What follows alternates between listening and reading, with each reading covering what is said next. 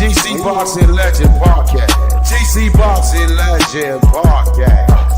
GC Boxing Legend Podcast. GC Boxing Legend Podcast. GC Boxing Legend Podcast. GC Boxing Legend Podcast. GC Boxing Legend Podcast. GC Boxing Legend Podcast. Home of the champion.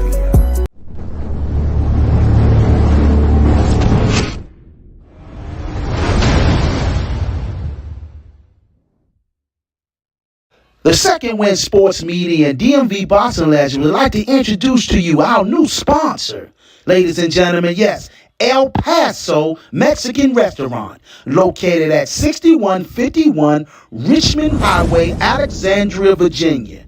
Ladies and gentlemen, yes, we have El Paso Mexican Restaurant. Also, if you're looking to pregame every fight night, amateur or pros, come out to El Paso Restaurant. They will guarantee you a discount. All you have to do is say you that DMV Boxing Legend and the Second Wind Sports Media sent you, you will get a discount. This episode has been brought to you by Raw Vegan Plant-Based Protein Powder, the undisputed champion of plant-based protein powder. I got mine. It's time for you to get yours. Visit rawvegan.com. Hey, do that Raw Vegan put some weight on you? Because I need some. We got everything for you. Raw Vegan. Yeah. Well, Chop gonna have to get some of that Raw Vegan up in me. That's right. That's right. We live, we up and live and popping now. I have a great gentleman by the name of Demarcus Chop Corley. I'm gonna give him a good introduction. This young man that I shared a ring with many years. I had an honor to see this man before I even became open class. I caught on to him at round 1, and that's when I first found out about Chop Corley fighting at round 1, and I was novice at the time. I should see him fight a lot of great bouts. This is Chop Demarcus Corley, former world champion that held 7 titles, and he's still in the game. He's from Washington, District of Columbia, the infamous Kenilworth, Mayfield, Paradise area, H.D. Woodson, Northeast, Mr. Northeast. I even fought alongside with Chop Corley, one international fight in Canada. And Nova Scotia. Yeah, Nova Scotia. We had a great time. I come to find out he developed that sneaky uppercut, which also landed him a world title, the WBO, with the sneaky uppercut. Always stay in shape, never overweight, and ready to go. So we have to give an honor to a gentleman that's a world title, and he represented PVA, one of the most decorated organization in America, alongside all the great champions like Mark Johnson. We have Simon Brown, so many, Sugar Ray Leonard. Who else we had? We had so many great champions. Keith Holmes, Daryl Coleman. There you go. And so Gary Payne. There you go. We're stacked up. Curtis Peoples, Dwayne Peoples, Jamal Hinton. There you go. Man, Lewis Curtis. That's right. Keith Holmes. So many. Child, Bama, the Healy. Man, it was some legends out of the DMV. That's right. Put on some great shows. We'll be here forever naming all the champions in DC. So we pretty much want to get right after you, brother Chop. Fun factor. Could you tell the people how do you get the name? How do you got that name? Chop. They may think it's from fighting, but a fun factor. How do you get that name, Chop? Chop Chop came from me chopping up some food.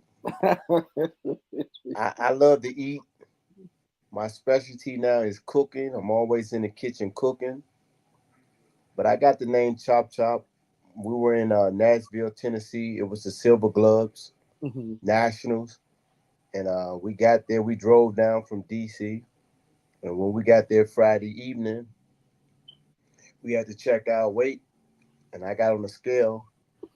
I was right there at 65 pounds. Barely made weight.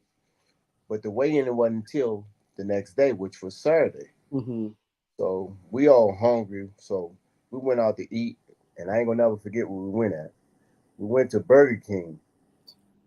And my coach said, at that time was Kenny. Coach Kenny said, Mhm. you right on weight. You're gonna eat a salad. I want you to eat a salad. Don't drink no soda. Just drink water. I think about two or three coaches at that time, but you got 15 young kids. You can't watch everybody. That's right. And I had my salad, but I had a little more than just a salad. I had a salad. What's that thing of the when they put the bananas on you? A banana split, a banana boat. Uh-huh. I had a banana boat. I had French fries. Oh man. I had somebody burger. I was eating other people's food also. So I went from 65 pounds to 75 pounds overnight. Oh man. So when I got on the scale for the weigh-in, I weighed in at 75 pounds. And there they go. That's them. James Baker, Adam, Louis Sean. Yeah, they helped me gain weight. Oh my goodness. Yeah, so I went from 65 pounds to 75 pounds overnight. My trainer said, what did you eat? I said, I had a salad. I ate light. He said, nah, you didn't eat light. You ate out of sight. He said, now you got to move up to 75 pounds and fight the bigger guys. I Oh made it to man. the championship at 75 pounds. I lost to Hall of Fame fighter Danny Ramirez. Mhm. Oh wow. And the Chop Chop stuck with me ever since then. Oh, okay. Great, great, great. Also, a lot of people may not know, but if you're into sports and you have watched TV, Demarcus Chop Chop had fought the likes of Floyd Mayweather Jr. and Yeah, almost yeah, you see, he don't want none of this no more. he don't want to do an exhibition with you. Nah, that was Pretty Boy back then. Hmm. So he doing exhibition. Maybe we can set up an exhibition for him, so you can do an exhibition. Since they taking on people to do exhibition, maybe I can set something like that up. I'm still coming. He Okay. ain't, he ain't gonna give me no exhibition. He know how that work is. Okay. All right. And you fought the likes of Miguel Cotto, and that fight was an uphill battle. You had him out, Yeah, and they you had him robbed out of the him. line. Yeah. The game plan was to take Cotto in the later rounds because we knew he struggled to make weight. Hmm. But when I heard him, I didn't jump on him because the plan was to get him in the later rounds. Right. But he was strong and he can punch. Right. And when he hit me on the hip of the cup, Hmm. I took a knee because Hmm. the shot did hurt. Uh And I huh. took a knee, but the ref waved the fight off. He stopped the fight. Uh huh. Wow. And Madonna, you fought Madonna as well. Oh, Chico, I beat Madonna in Argentina. That was before he started working with Robert Garcia. I beat him before he came over to the U.S. They robbed me over in Argentina. Right, because that's his home. That's his home country right there. And Yep. they were trying to build him up. So you caught a lot of bad breaks, but you had some great, outstanding fights. But a lot of people don't also know that you make your own boxing outfits, and you had some of the most flyers, unique boxing outfits in the game. A lot of people may think that you had paid people to do that, but people don't know that you also as a designer and you make your own clothes, you do your own boxing outfits and everything. So you used to always match from the boots to the trunks to the robes coming in with something. It's only a few fighters always look like that, like Hector Camacho, yourself, and Paez. and only a few more was very colorful and coming up with all kind of different type of styles that you probably couldn't even imagine, just inside of a man mind, pulling it out from thin air to walk in the ring with something that out of a dream or something. So how do you get into your designing and stuff like that, your clothes and things of that nature?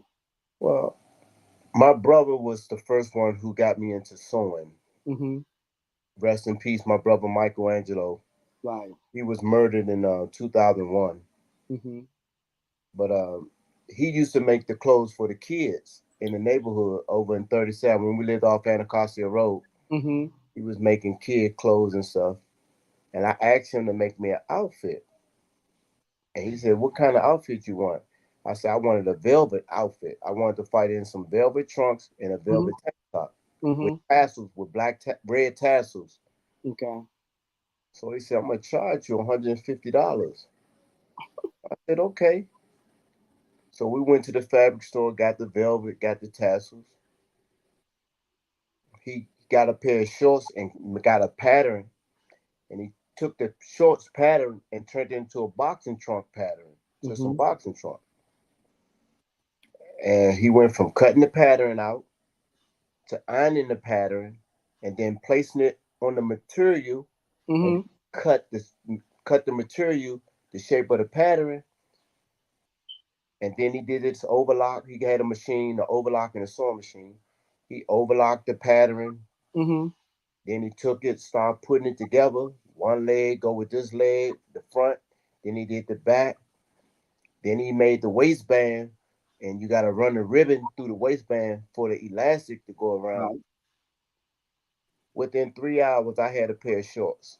Wow. And within another maybe 45 minutes to an hour, I had the tank top. Uh-huh. So I'm like, hold up. You're going to charge me $150 and you just made this less than 3 hours. I said, no, Mm-hmm. I got to learn what you know. So when I got my 11th grade year in high school, I took up home economics. I started sewing, Okay. and that was my hustle. I was making the prom dresses. Man, you should always be one of the flyest guys out there. Most people walk around with different labels on their backside, front side, but you should walk around with your own stuff. You know, that was some unique type of thing was going on back then. And also, in and out the ring, you've been a brave warrior. You have taken care of your brother children too as well. So you had a lot stacked up on you to be a man in and outside the ring because you had to help raise your brother children too. So I know that had to be a very big experience dealing with that, taking care more than just yours, but his too as well. That's some type of champion type of mentality right there too, because you know a lot of us are giving our children and we putting them into foster care and everything, but the whole everybody down that takes a lot of heart to do something like that. Yeah, you never know what God gonna deal to you in life, and Hmm. the relationship me and my brother had, I knew if it would have been me, he would have done the same thing. Absolutely, absolutely. So, what brought you into boxing? What really gave you that fighting bug that make you wanted to get into the ring? What was your calling into boxing and how you got in boxing? We were living over in Kenilworth, Northeast Washington D.C. area. They had Kenilworth Recreation Center, and after school, we would go down the rec and play ping pong, bumper pool, shoot pool, um, and just play I didn't play basketball. I watched it every now and then. But the kids would be in the gym, and then at 7 o'clock, they had a boxing program that starts. Hmm. So from 7 to 9, they'd be in the gym practicing boxing. And one day I was looking in there, they was in there shadow boxing. Some of the kids were hitting on the bag, some were jumping rope. And Coach Kenny said, you gotta close the door or you will come in. Hmm. So I closed the door. I went on back around the corner, finished doing what I was doing. And then another day go by, down the rec again. They in there practicing, and I open the door. Just so happened he was coming back into the gym. He wasn't in there. He was somewhere else in the building. Mm-hmm. And he said, you want to come in? I was like, no. He said, why? I said, for what? He said, they learn how to box in here. I said, I don't need to know how to box. He said, well, can you fight? I said, yeah, I can fight. He said, well, boxing is a sport. He said, you may know how to fight, but boxing is a sport. And I said, so if it's a sport, what's the difference? He said, in boxing, you get a medal or a trophy when you win. Mm-hmm. In fighting, you don't get nothing. You just may get some bumps and bruises. But he showed me the trophy room in the office, and he said, see all these trophies in the case? Most of these trophies belong to the fighters in the gym. So I'm like, well, if they belong to the fighters in the gym, why they don't take them home? Because I ain't about to leave my trophy at no rec center for other people to look at. He said they got so many trophies, they just leave them here. So I said, okay. You get a trophy or a medal if you win or lose. I went home. I begged my mother every couple of days. I would ask her, can I box? When she say no, you can't box, Duck. And my nickname was Duck because I was That's short. right. And I kept begging her. In the meantime, while I'm asking her every other week, I'm down there practicing. And they had come November, December, they had the Junior Olympics coming up. Mm-hmm. And the fight was over Sea Pleasant over in Maryland, Mm-hmm. rec center. I had to get the permission slip signed.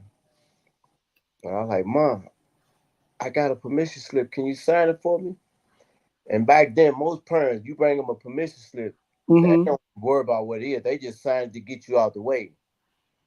She's like, well, what is it? I'm like, it's a permission slip. She's like, what is it for? I said, it's for me to box.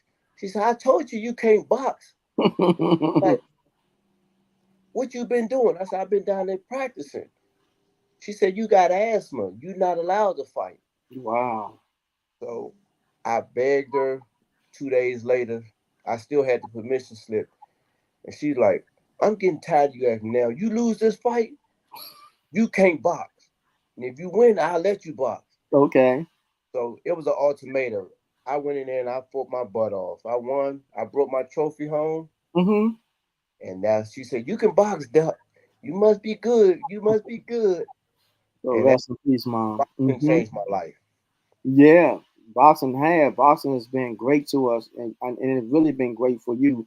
I knew, when we was always in the arenas and stuff like that, you was self promoted. Um, we kind of knew you was going to get the top notch because you were self motivated. You kind of like branded yourself back then. You made yourself into like a brand, and so when we all be in the arena and stuff like that, people would know it's you because you would do some things that were very unique. That it was catching, it was appealing. So a lot of people started to know who you were before you knew, and you Before I fought even for had like, my logo. yeah, you fought under Don King promotion, and I think that's when you won your first world title, the WBO, and that's a very USDA. prestigious. That was the NABF.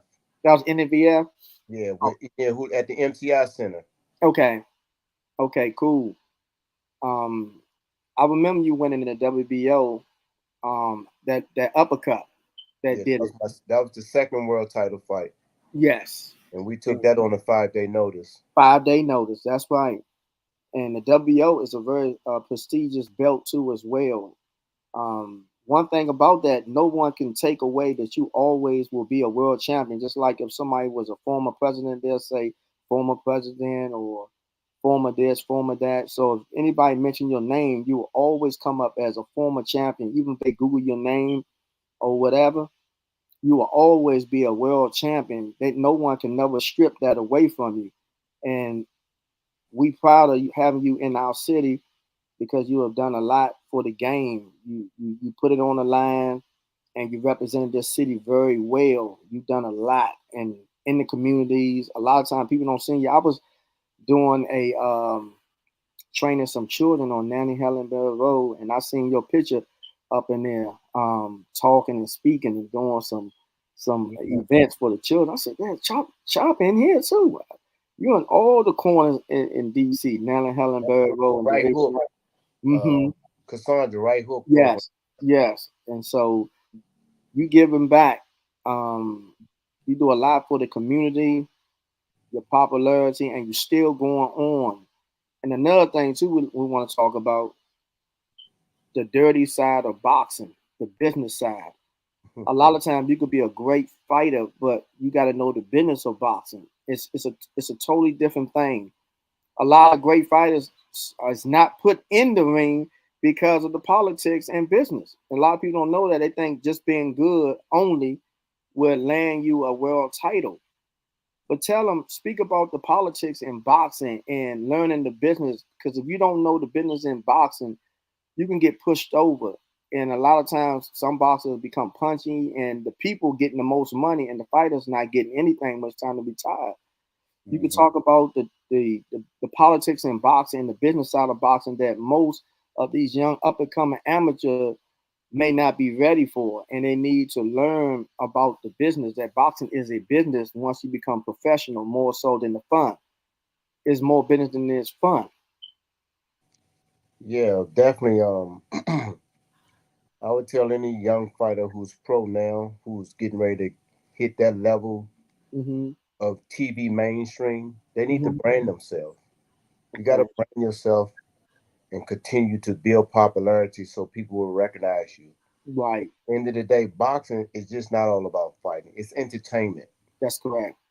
And if you can't entertain a group of people, the promoter's not going to want to use you. That's right. That's right. No matter how good you are, you could be undefeated.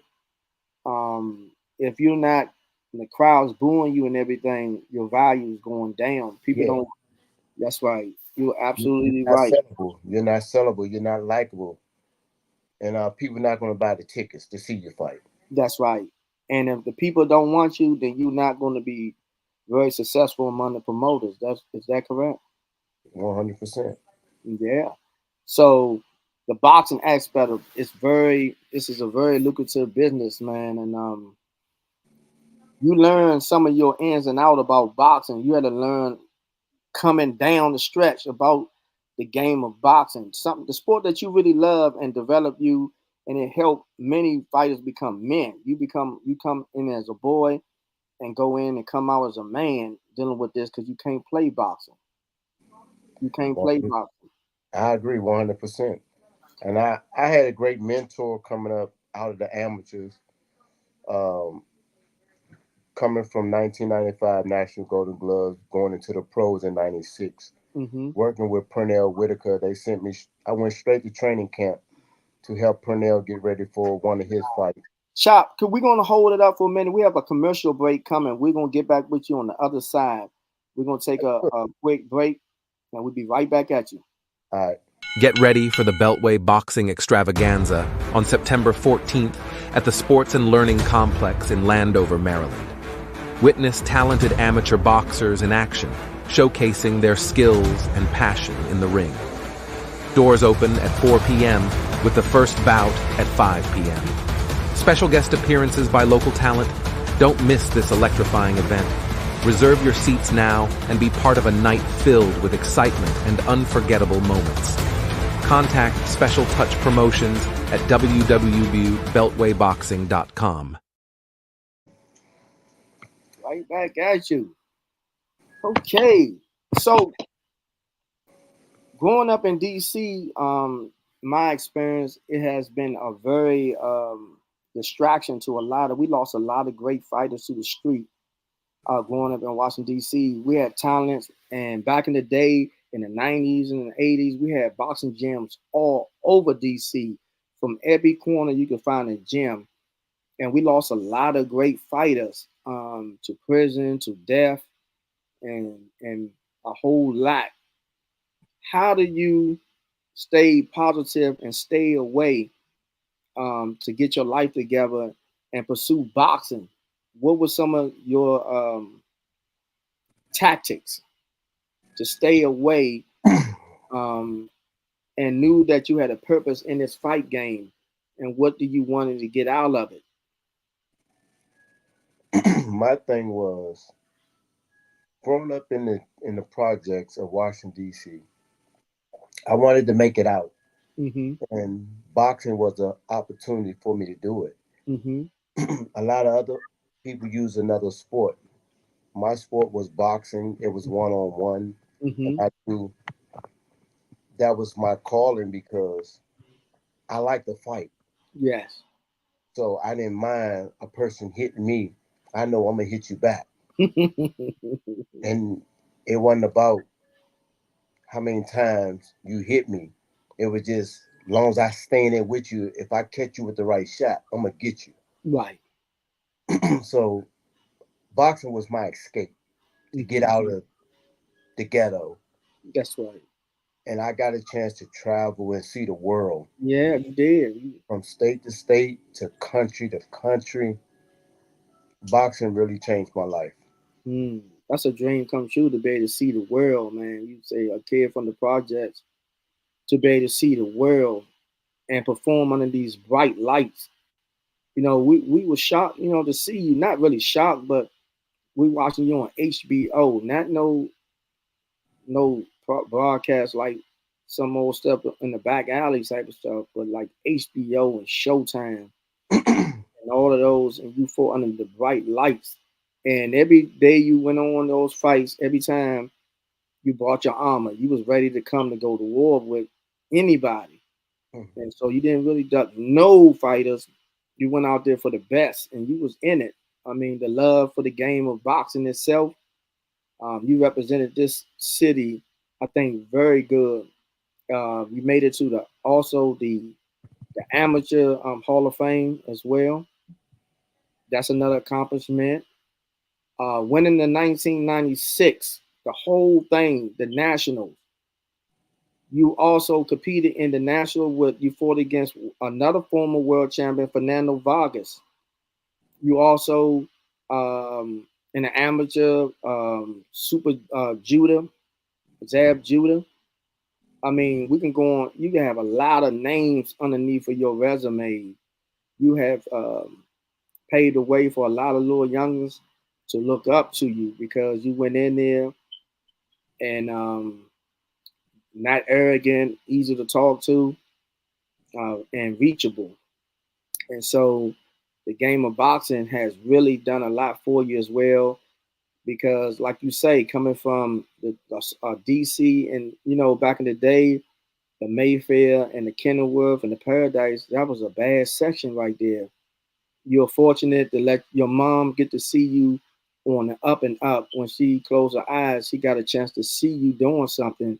So our parents would not go to the grave tossing and turning, knowing that her baby is caught up and doing 30 years. She got to see you doing great things and elevate your career. And you still doing great things now. Your career, you still fighting and you still loving it. As long as your heart and your mind is in it, um, I salute you to keep doing it. You're making weight, and that's a great thing. And I salute you for that. It's amazing how I know you and share the ring with you, man. That's history. To see a great champion and fought alongside with you and got to see you before the cameras got to roll. And most people know you from the cameras. I have known you from competing side by side and in these tournaments and golden gloves and things of that nature. To see you go out there and put the work in and put yourself in the Olympic trials by winning the national. And a lot of people don't understand how hard it is to win a national. And that weight class was stacked too. And it's not easy winning a national. Most people get in may win in the local area, but to go on and win a national, you have solidified yourself into the history like many other great fighters like Mark Johnson and James Hurst and the Gary brothers.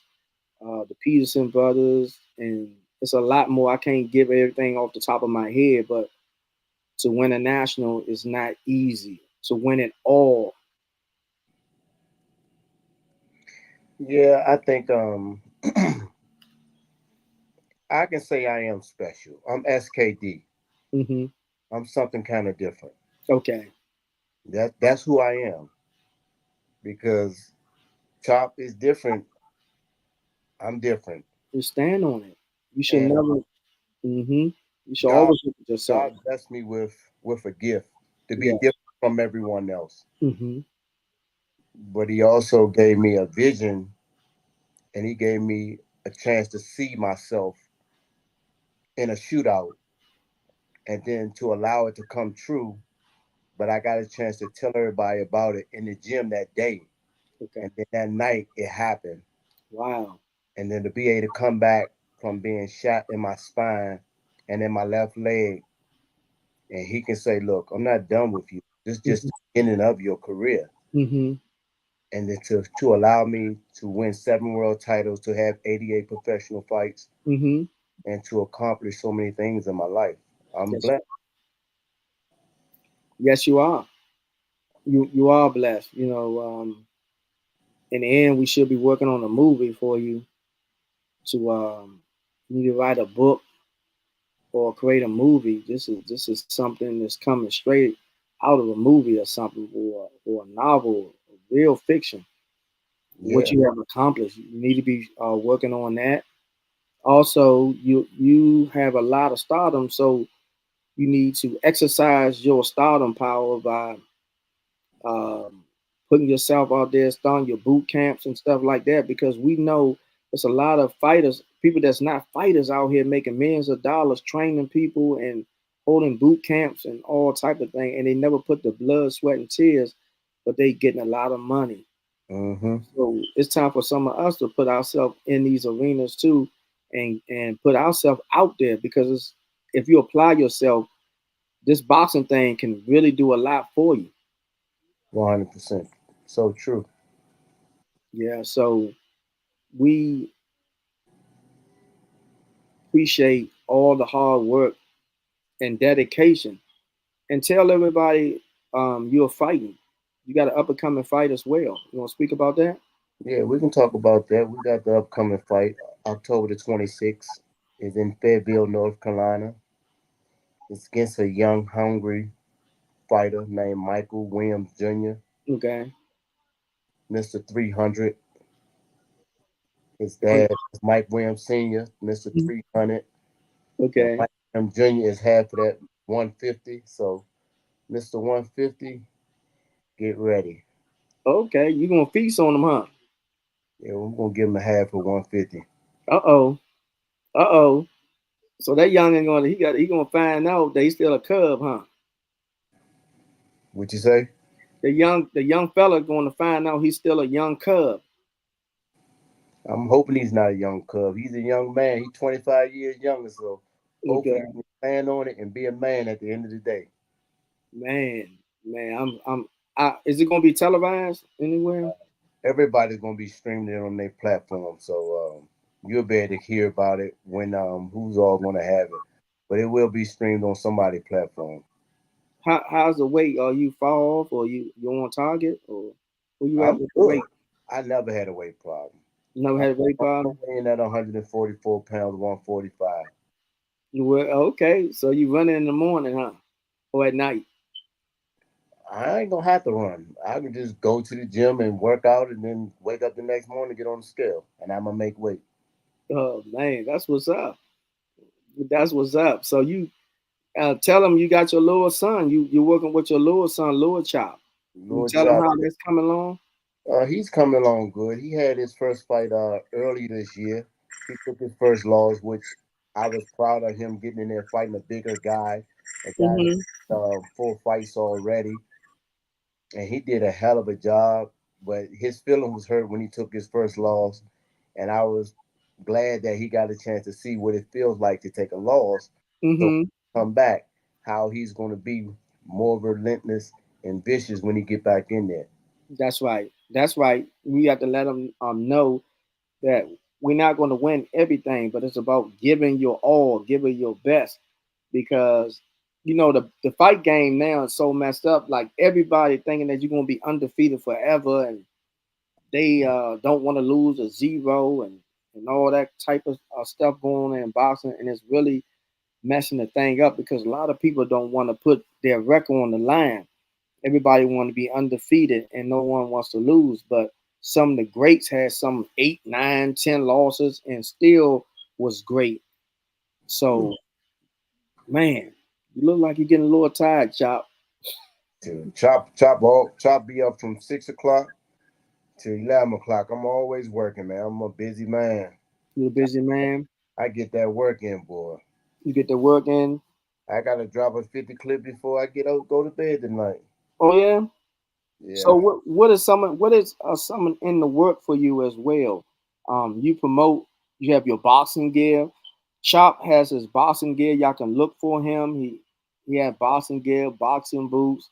You still do the design stuff, design people sweatsuits Yeah. and so y'all need to get with Chop and get yourself, because we spending money with boxers out Las Vegas, Mexico, and different places.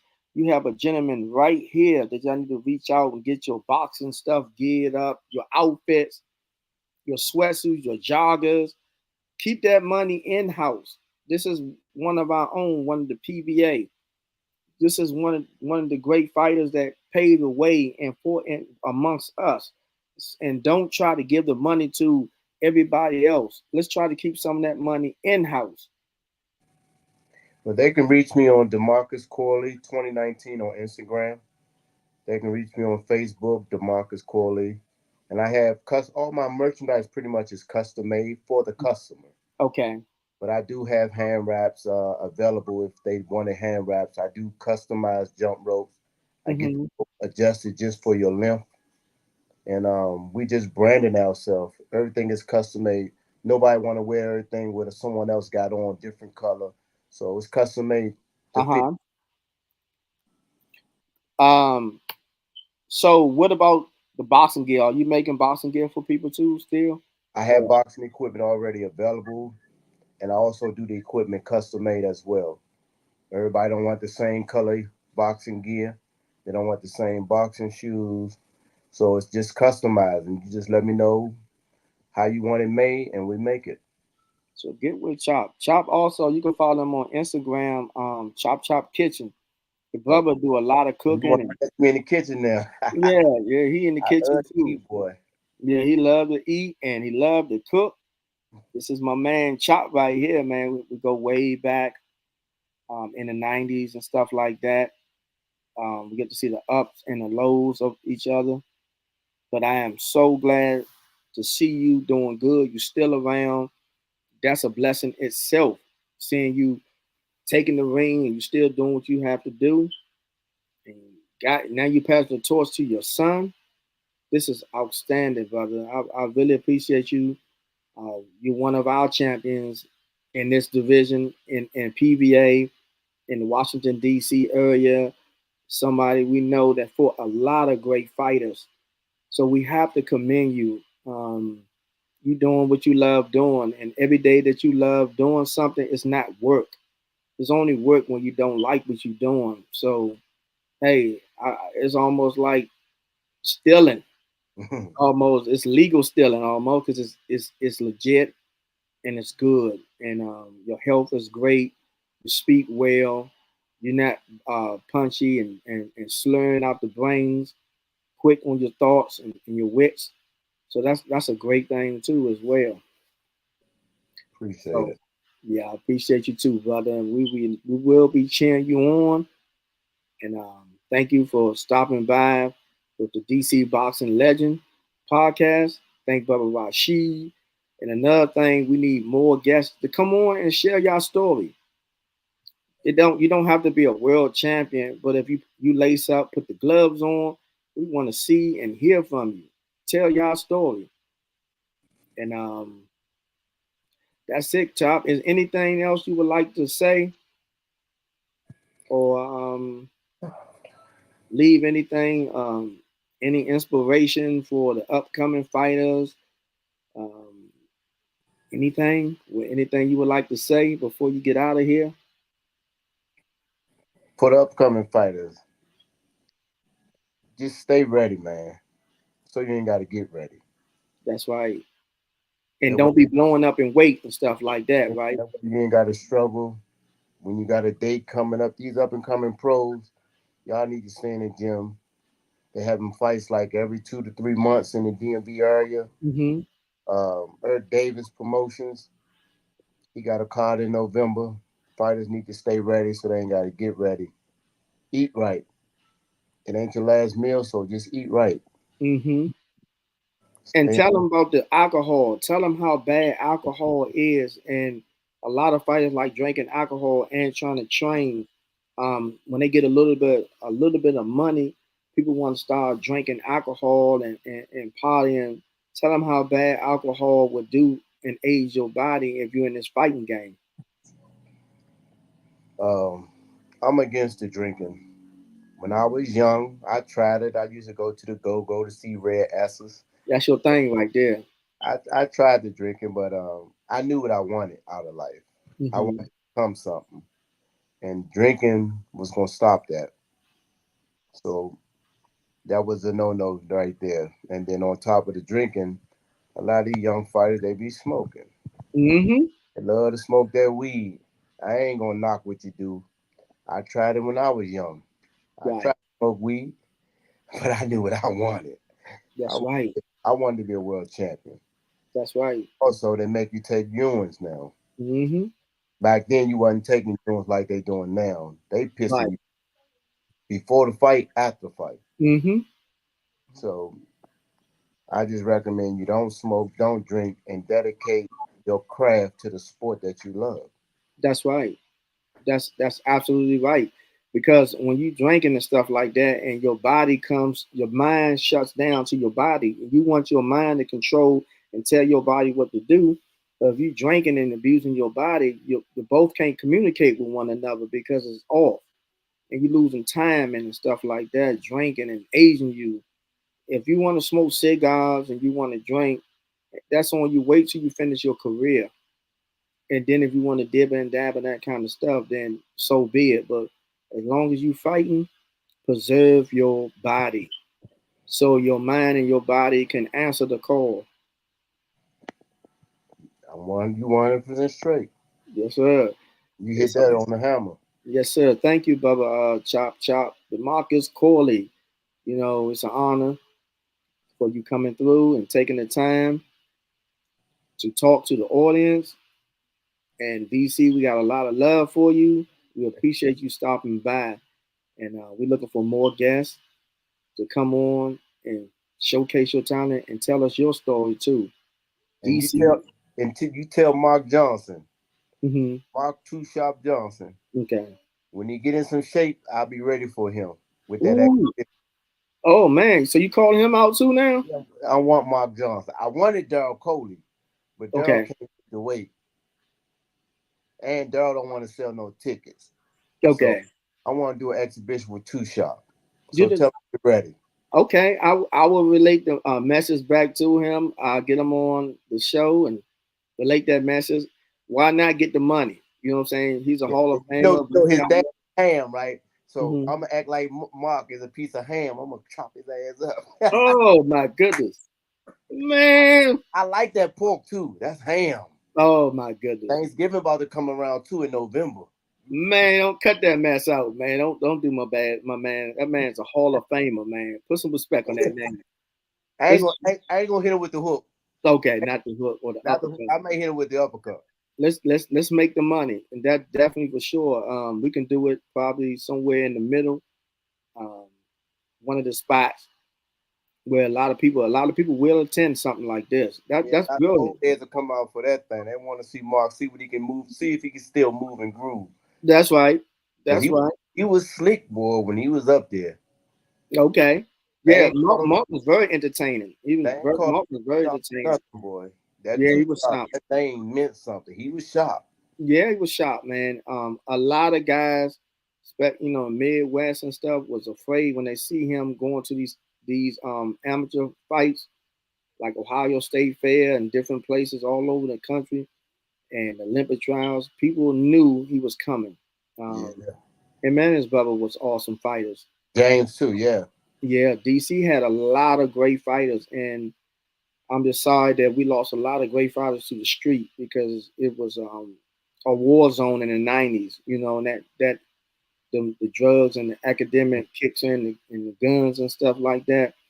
We lost a lot of great fighters, Ducky Johnson and all types of great fighters. I remember when I didn't get a chance to go, but I went to